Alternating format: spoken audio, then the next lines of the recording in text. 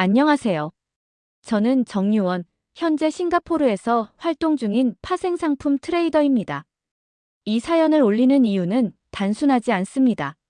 사실 이 이야기는 저 자신에게도 아직 현재 진행형입니다. 너무 많은 것들이 변했고 그 중심에 제가 있었습니다. 이건 누군가의 감상문이 아닙니다. 저는 단지 시장을 읽고 파고들고 반응했을 뿐이지만 어느새 국가 단위 유동성 전쟁의 스위치를 제가 누르게 될 줄은 꿈에도 몰랐습니다. 그날도 똑같이 시작됐습니다. 싱가포르 시간으로 오후 9시 미국장이 열리고 얼마 지나지 않아 블룸버그 터미널에 이상한 가격 흐름이 잡히기 시작했습니다. 원화 관련 통화 옵션 가격이 비정상적으로 상승하고 있었어요. 처음엔 리스크 해지겠거니 생각했습니다. 하지만 곧 선물 시장에선 KOSPI 200 연계 인버스 포지션이 급격히 늘어나고 있었고 여기에 원달러 NDFN 안- 딜리버러블 포워드 계약이 같이 움직이기 시작하더군요. 모두 같은 방향이었습니다. 한국 시장 붕괴를 가정한 베팅. 그것도 정교하고 조직적이며 의도적인. 이상했습니다. 이건 평범한 트레이딩이 아니었습니다. 이 흐름은 누군가가 단순히 시장을 예측하는 수준이 아니라 시장을 만들어내는 쪽에서 판을 짠 것처럼 보였거든요. 그러다 떠올랐습니다. 며칠 전 월가에서 은밀하게 돌던 루머 하나.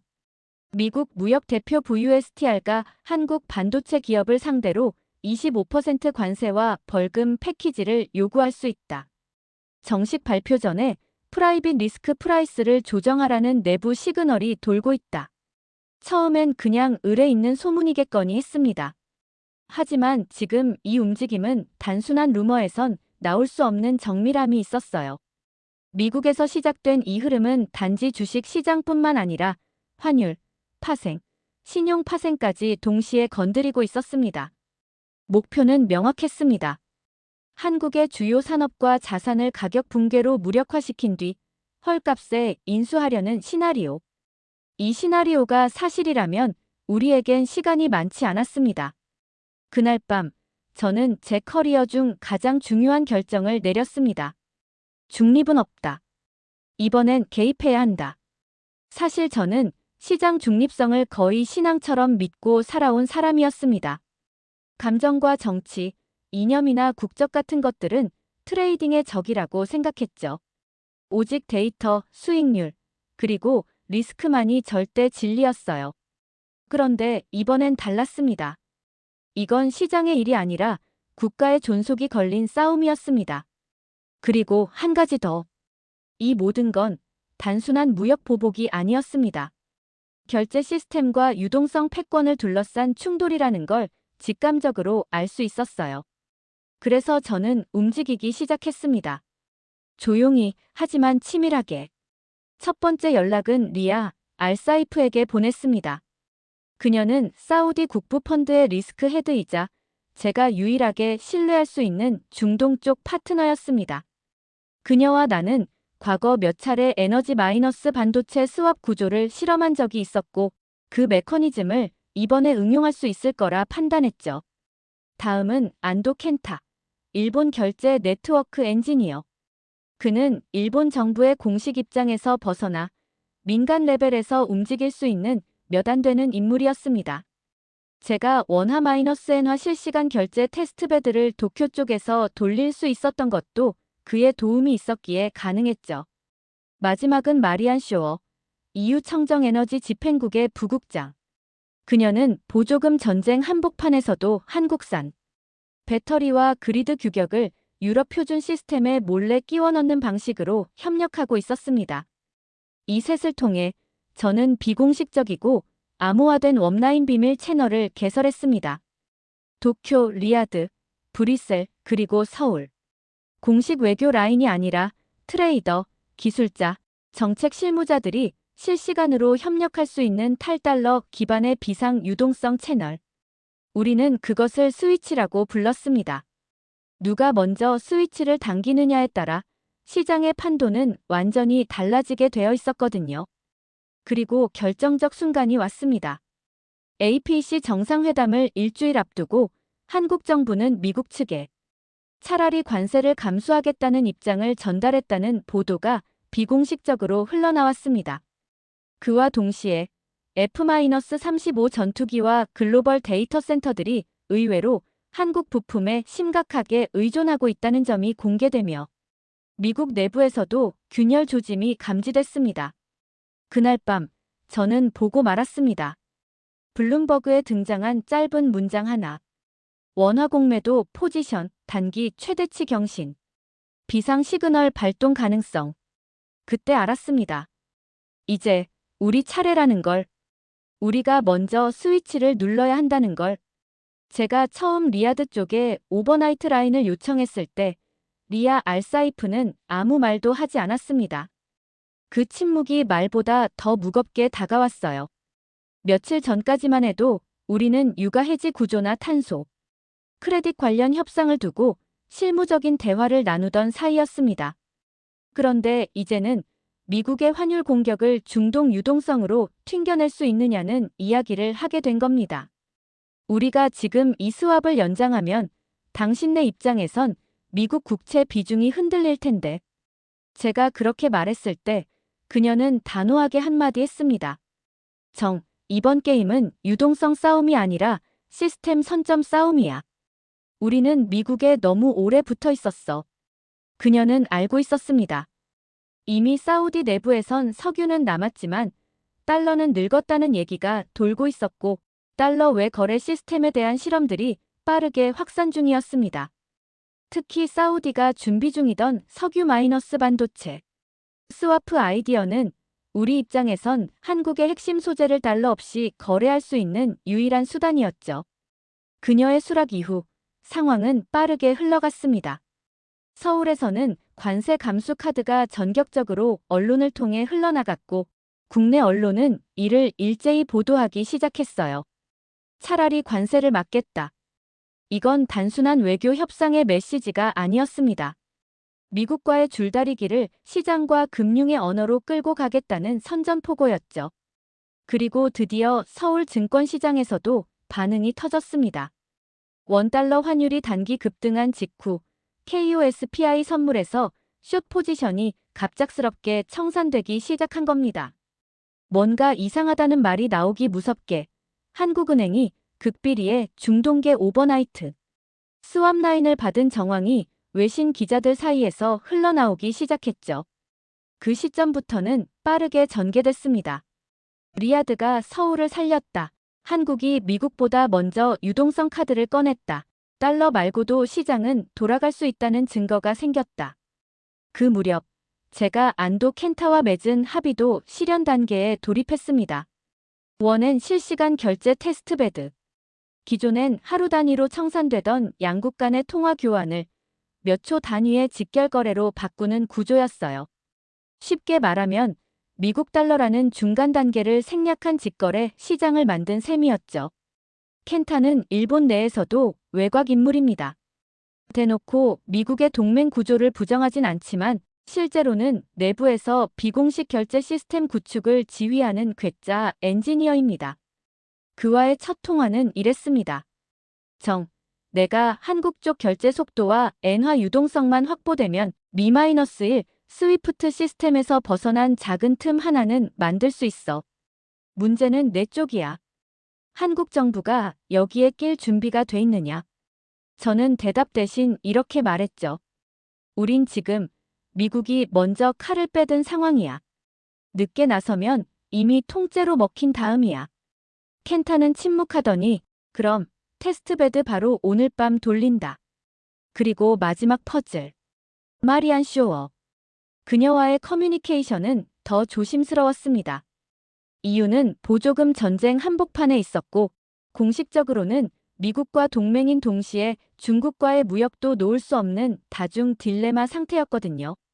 하지만 그녀는 한국형 배터리 표준을 슬며시 유럽 규격에 끼워 넣는 작업을 진행 중이었고 이건 단순한 기술 협력이 아니라 에너지 결제 단위를 유럽 마이너스 아시아 축으로 재설정하는 숨은 연결고리였습니다. 제가 그녀에게 요청한 건 단 하나. 우리 쪽 공급망이 유지되려면 유럽의 자금 흐름 중 일부를 원화 결제 가능성으로 전환시켜야 해. 그녀는 말없이 제게 문서 하나를 보냈습니다. EU 집행위 내 내부기술위원회 자료였죠. 파일명은 K-GRID22 BTA.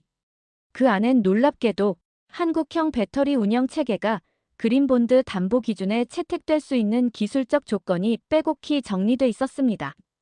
그 말은 곧 유럽 자금 일부가 원화 결제 허용 대상이 될 수 있다는 뜻. 그날 밤, 전 다시 블룸버그 터미널 앞에 앉았습니다. 그리고 본 거죠. 원화 -리알 -엔화 간의 다자간 스왑 시세가 처음으로 실시간 노출되기 시작하는 장면을. 비공식적이지만 분명 시장은 움직이고 있었습니다. 그건 하나의 신호였습니다. 달러가 전부는 아니다. 다른 길도 있다. 그때 제 손이 떨리고 있다는 걸 처음 알았어요. 저는 트레이더였고 수천억을 손끝으로 굴려온 사람입니다. 그런데 그날 밤 제 손가락은 키보드 위에서 멈춰 있었습니다. 왜냐면 다음에 올 반격이 무엇인지 누구보다 잘 알고 있었기 때문이죠. 그들이 진짜 칼을 꺼냈다. 그날 밤 터미널에 떴던 한 줄의 뉴스는 평생 잊지 못할 겁니다.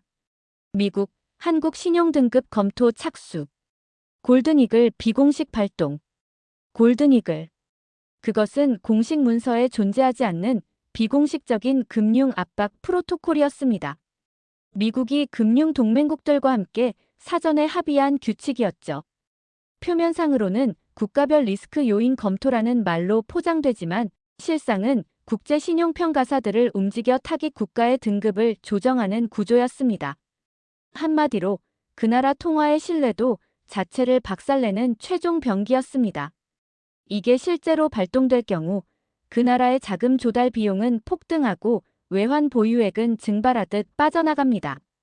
한번 신용등급이 흔들리면 금융기관들도 줄줄이 숏에 올라타게 되죠. 한국은 한순간에 전 세계 투자자들에게 불안한 시장으로 낙인 찍히게 될 것이었고 그 결과는 상상하고 싶지도 않았습니다. 그 뉴스를 본 순간 제 머릿속에서 모든 시뮬레이션이 멈췄습니다. 아무리 우리가 스위치를 준비했다 해도 신용등급 하락이라는 구조적 공습 앞에서는 방어가 거의 불가능했습니다. 그 순간 저는 스스로에게 질문을 던졌습니다. 이제 그만둘까? 시장 중립자로 돌아갈까? 내가 할 수 있는 일이 여기까지인가? 그러나 바로 그때 제 눈앞의 데이터가 바뀌었습니다. 서울시간 새벽 3시 14분. 블룸버그 환율 지표에서 원달러 NDF 3개월물이 갑자기 마이너스 1.73%를 찍었어요. 그건 아무 의미 없이 움직이는 숫자가 아니었습니다. 누군가가 대규모로 숏 포지션을 거꾸로 태우고 있다는 신호였어요. 바로 그 시점에서 리야드발 유동성이 서울로 유입되기 시작했습니다. 사우디 국부펀드의 유동성 풀에서 원화, 지지선 방어용 실탄이 투입됐다는 사실은 공식적으로는 발표되지 않았지만 시장은 반응했습니다. 숏 커버링. 공매도 세력이 손절을 시작한 겁니다. 이건 반격의 시작이었습니다. 유언, 지금 당겨. 켄타가 먼저 메시지를 보냈습니다. 테스트베드 괜찮아. 리스크 매트릭스 통과했고 일본 쪽 실무진들도 동의했어. 1-N 직결 결제, 모듈 오픈해도 돼. 거기에 마리안까지 가세했습니다. EU 자금 중 일부, 내가 말한 조건으로 원화 채권 매입 가능하다는 메시지 전달했어. 단, 기술 표준은 내가 말한 대로 유지해. 그 순간 제 눈앞에 딱 하나의 선택지가 남았습니다. 스위치를 당긴다. 제가 개발해온 시나리오의 중심에는 단 하나의 작동 조건이 있었어요. 한국이 글로벌 결제 네트워크에서 버틸 수 있는 최소한의 신뢰를 유지하고 있을 것. 지금 그 신뢰는 미국에 의해 무너지고 있었죠. 하지만 우리는 거꾸로 그 파동을 이용할 수 있었어요. 파생상품 시장에서 시작된 가격 왜곡을 거꾸로 반사시키는 구조. 즉, 동시에 다자간 결제를 실행하고 일시적으로 대체 상환 구조를 가동하는 것. 원화로 결제한 걸 리알이나 엔화로 상환하고 그걸 다시 K-배터리 채권으로 전환해 담보화하는 복합적 결제 매트릭스. 누군가는 말했어요. 이건 비공식 디지털 IMF를 만드는 거다. 그 순간 저는 스위치를 눌렀습니다. 터미널에서 한 줄의 명령어를 입력했죠. EXECSWCH의 시태그0 AKRWRYLYENMOD 114. 바로 그날 새벽 전 세계 금융 데이터 중 일부에서 KRWJPYSAR 동시 결제 기록이 처음으로 공식 지표에 반영됐습니다. 그 결과는 상상 이상이었습니다. KUSPI가 장 시작 직후 마이너스 3.8%까지 급락했다가 2시간 만에 0.7%로 전환됐고 월가의 대형 펀드들조차 쇼커버링을 시작했죠. 블룸버그는 그것을 리퀴더티 리버스 스파이럴, 유동성 역류 효과라 부르기 시작했습니다. 이건 단순한 기술이 아니었습니다. 시장의 심리 신뢰 속도를 모두 선점한 결과였습니다. 하지만 그만큼 많은 걸 잃었습니다. 저는 시장에서 중립의 위치를 떠났고 그 선택은 앞으로의 제 커리어에 어떤 결과를 남길지 모릅니다. 그럼에도 저는 한밤중에 스위치를 눌렀던 그 순간을 후회하지 않습니다. 왜냐하면 그날 우리는 돈보다 더 깊은 신뢰의 단위를 시장에 보여줬기 때문입니다. 그날 아침 모니터를 껐습니다. 수천 개의 지표와 수십 개의 창이 떠 있는 내 앞에서 아무것도 보고 싶지 않았거든요. 그 순간만큼은 그냥 사람이고 싶었습니다. 단지 한 사람으로서 세상이 무너지지 않게 하기 위해 무언가를 했던 그런 인간으로. 새벽 5시 43분 서울. 시장은 죽었다고 여겨졌습니다. 원화는 1450선을 돌파했고 KUSPI 선물은 사이드카 발동 직전까지 밀려났습니다. CNN, CNBC, 니케이까지 한국 시장에 대한 부정적 헤드라인을 쏟아냈죠. 아시아의 금융허브, 유동성 부족 우려. 한국 정부, 대외 신뢰 상실 위기. 하지만 저는 알고 있었습니다. 곧 파동이 반사될 거라는 것. 우리가 누른 스위치는 단순히 유동성만을 되돌린 것이 아니었습니다. 우리는 결제 구조 자체를 바꿨고 달러가 없더라도 시장이 작동할 수 있음을 증명해냈으며 지리적으로 분리된 세계의 통화 시스템이 하나의 신뢰로 묶일 수 있음을 현실로 만들었죠. 그리고 그 반격은 정확히 6시 12분 월가에서 시작됐습니다. 첫 번째로 움직인 건 제네시스 캐피탈, 미국계 롱숏 헤지펀드였습니다. 그들은 새벽 6시 12분 KRW 장기물 옵션 숏을 전량 청산하고 대신 리알 -1화 스프레드 롱 포지션에 진입했습니다. 그 직후 KUSPI 선물 가격이 급반등하며 사이드카 직전에서 회복됐고 서울시장은 그야말로 패닉에서 안도감으로의 폭발적 반응을 보여주기 시작했어요. 한국시장, 독자 결제 시스템 기반의 회복 조짐. 미국과 분리된 금융 대응 사례 첫 등장. 그날 오전 9시가 되자 한국 증시는 마이너스 3.8% 0.4%로 반전됐습니다. 누군가는 말했습니다.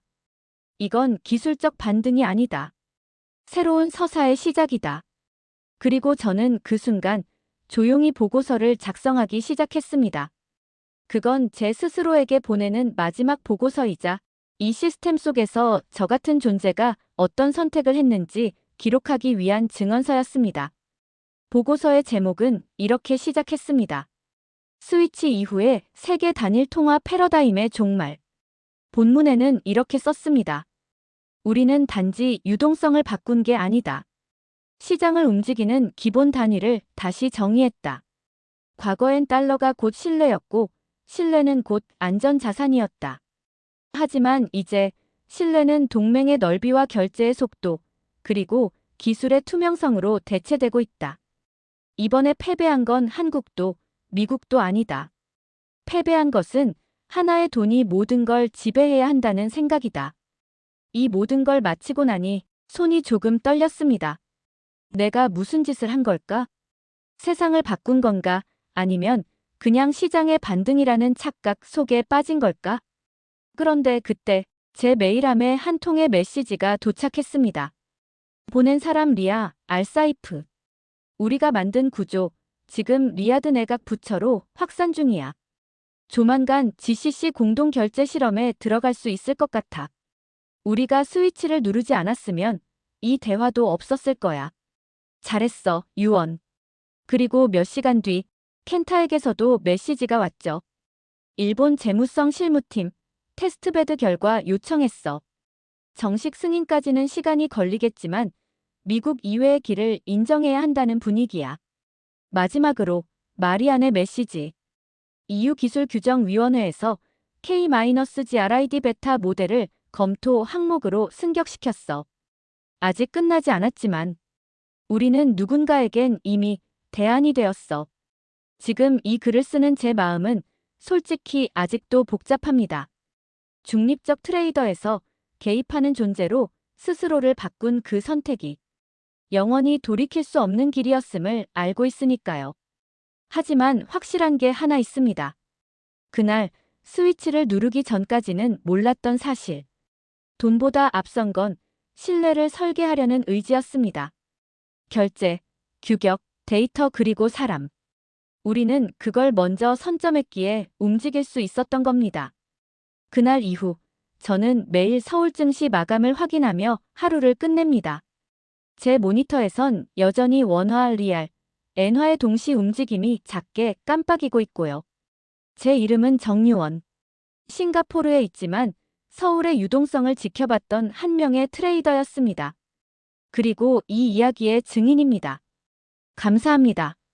이 사연이 누군가에게 새로운 시나리오가 되길 바라며 여러분의 이야기도 기다립니다. 다음 대한민국의 반전 드라마를 만들고 싶으신가요?